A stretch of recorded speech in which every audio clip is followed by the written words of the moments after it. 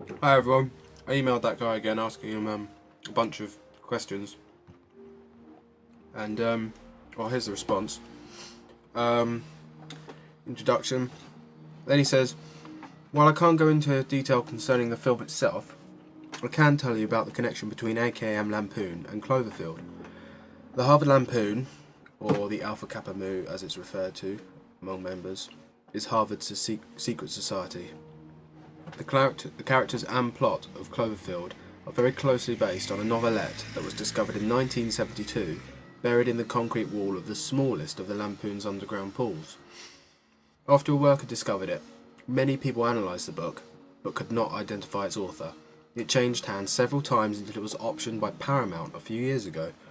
The reason the Lampoon Castle has 1/9 of the film in its 35mm format is because the segments are being kept in the most secure non-government facilities in the country.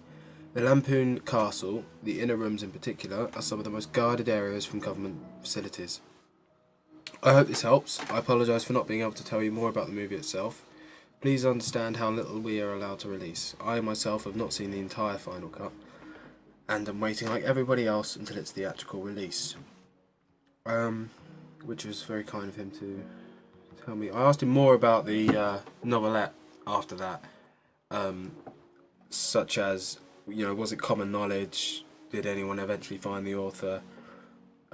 How many people knew about it? And he said, I cannot tell you much more about the novelette which eventually became Cloverfield. So he does indicate that it is Cloverfield. It was directly related, not just based upon.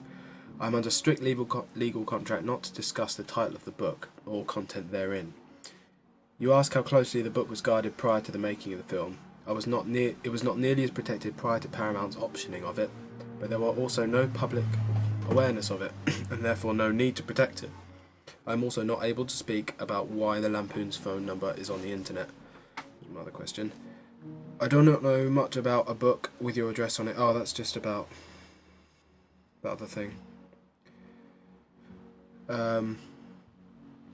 I know that the Lampoon's telephone number is answered by Lampoon members, not people in my production office. I'm aware that the Lampoon keeps a book with records of everyone who calls, but that method of record keeping is their business. I do not know anything about it. Further implying that he is totally unassociated with Harvard Lampoon and simply using the castle as a place to store and work with the film. That's the last correspondence from him. I've just said thank you. I hope we can talk further after the film's release, because obviously you're not going to get much more out of him. I hope this has been of interest to you, and I'll post anything else I find more interesting.